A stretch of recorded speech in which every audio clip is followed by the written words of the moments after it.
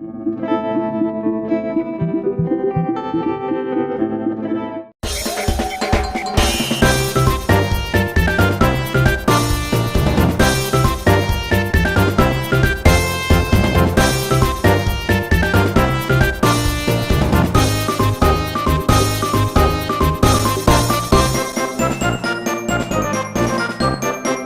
Party 1.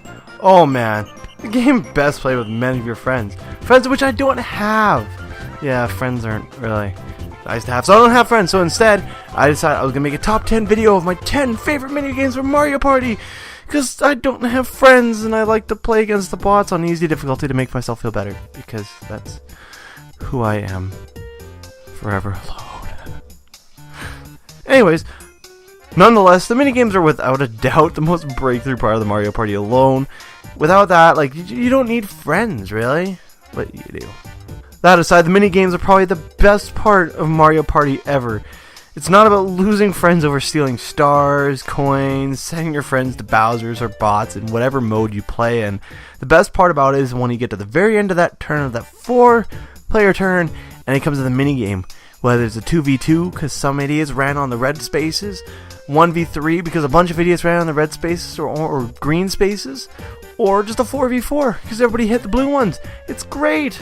Everything boils down to minigames, and every person's worth is measured by their skills and how good they are at the minigames. And for a measly 10 to like 25 odd coins, those minigames will make or break the player.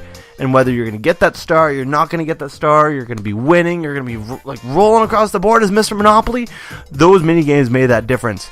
So I decided on this list, this wouldn't really include any single player minigames just because I realized they're kind of boring and you play them by yourself and there's nobody else involved, and if you screw up, it's all on you, and a lot of them are based off of chance and rapid button mashing and shit like that, and I hate it. So no more one-player games. No one-player games. They're not fun, ever. So that's that. Number 10, Bumper Balls. Bumper Balls has to be one of my guiltiest pleasures when playing this game. In most cases, no one ever really wins, and a lot of times you just run around on the island for a little while and you bump into each other and it ends up being either a draw, or you fall off the stage and you look like a complete idiot and you have to watch the computers or whoever else is playing roll around for another minute just to find out, oh, nobody's gonna win. It's kind of a pain in the ass, really. Win or lose, this game's a guilty pleasure to me. I love it, I hate it. It's just one of those games you love to hate and you hate to love, so I gotta have it on this list in any position. And I know somebody out there, someone's gonna be mad, like, Bumper Balls is the best game ever. I don't like you. Number 9, Balloon Burst. One of the most beautiful things in life is being musically oriented, and with this usually comes the skill of keeping a steady beat and a good rhythm. This skill in mind, it makes it pretty easy to win at Balloon Burst because it's not hard to trump over people that aren't really musically oriented. They don't get the idea of a rhythm of 1, 2, 1, 2, 1, 2. I think I sped up a little bit there, but who cares? Personally, when I was a kid, none of this really made sense to me. I didn't really understand the idea of a beat and keeping a good rhythm. But now that I'm older, I like to invite over all my friends who are really bad at music and can't keep a beat to save their life and kick all their asses on my ancient N64. It's the best way to play.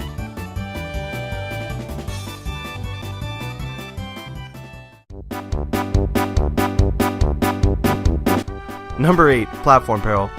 Running and jumping off platforms has always been Mario's domain, so it only makes sense that when he has his friends over at a party, he makes them do it too.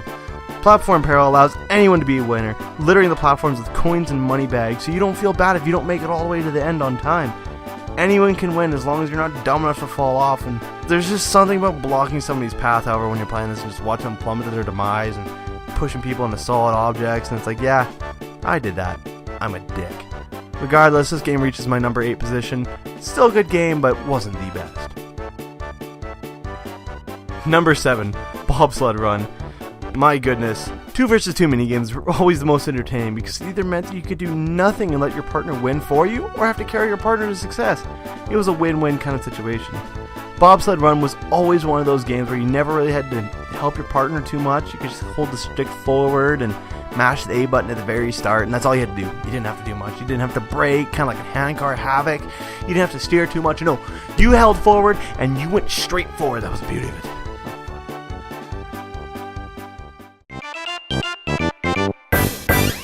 Number 6, buried treasure. As a kid, it was always a dream and a fantasy to go dig up holes in the backyard and find a massive stash of just treasures and buried coins and everything from the previous owners from your house.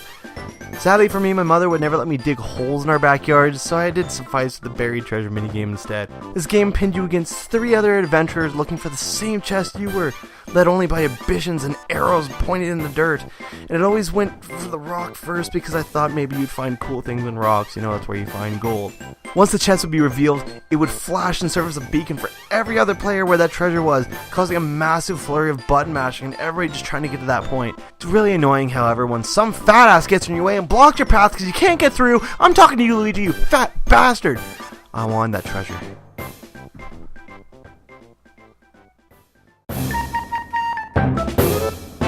Number 5, bombs away. Everyone likes to ask the age-old question, what if you're on an abandoned island? But in this case, you're accompanied by 3 other partygoers. Then when you thought things couldn't get any stranger, a pirate ship off in the distance starts firing cannonballs at the island you're teetering back and forth on. Everyone panics to escape this barrage. This is the frantic gameplay of Bombs Away, and it's super easy. You have to be pretty bad at this game to lose, and it ends up in a draw in like most cases, kind of like the bumper ball matches. But you gotta love it anyways, it's so much fun, and at least they revamped this game for Mario Party 2. It looks so much better.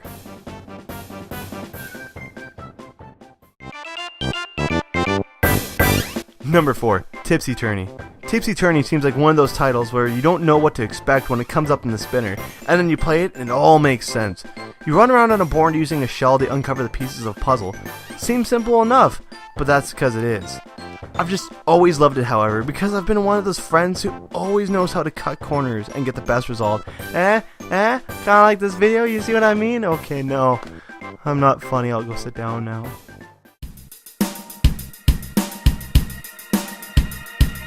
Number 3, Bombsketball.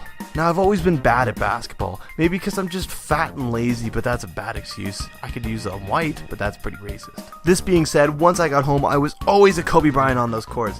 Who needs to pass when you can drive straight down the court, past your enemies, and dunk up a bomb into a Bauer-shaped rim?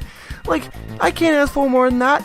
I don't need court shoes, lucky shorts, or teammates because this game, I am the fucking captain. P.S. You can also punch people without getting fouls. That goes for you, Carlos Boozer. This is your game!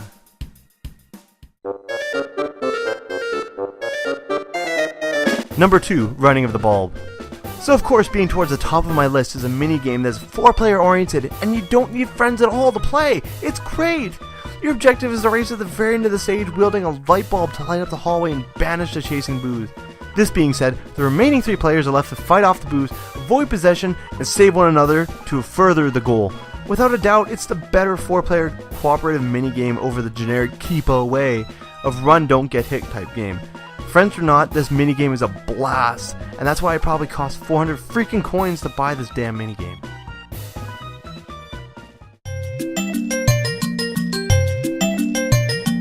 Number 1, Facelift. Any real Super Mario 64 fan will be nostalgic with this minigame as it's just a clever copy-paste of the title screen of Super Mario 64, but that's why I love it. This being said, this is one of the most enjoyable minigames of the game itself. Maybe it's because when I spent most of my time as a kid watching my sister play Super Mario 64, she just screwed around with the screen and played with Mario's face and never let me play with it. But this was my chance to join the fun. The main goal usually is to match the stretched Bowser face in the middle of the screen and copy the best possible copy ever. Despite that, it's so much fun just stretching the face and doing really stupid things with it. Messing with eyebrows, nose, and cheeks just to make Bowser look like an incompetent fool. It was the best way to exact revenge on the jerk that's been robbing your coins and stars all game. Without a doubt, this is the most memorable minigame to me and has stuck for years to come. Whenever I think Mario Party, I think Facelift. Best game ever.